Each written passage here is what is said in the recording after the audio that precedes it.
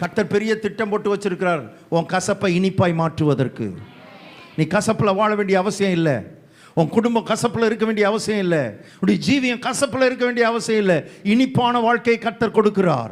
இனிப்பான வாழ்க்கைக்கு தான் கர்த்தர் உன்னை கொண்டு வந்திருக்கிறார். இனிமையான வாழ்க்கையை நீ இந்த உலகத்தில் அனுபவிக்கும்படி தான் கர்த்தர் உன்னை கரம் பிடித்திருக்கிறார். காலமெல்லாம் கசப்பில் இருக்கிறது பிசாசின் உலகம், உலகத்தார், அவிசுவாசிகள் கசப்பிலே வாழ்ந்து கொண்டிருக்கிறார். கசப்புனா என்ன அர்த்தம்னா வாழ்க்கையே கசந்து போயிடுச்சு நிறைய பேருக்கு.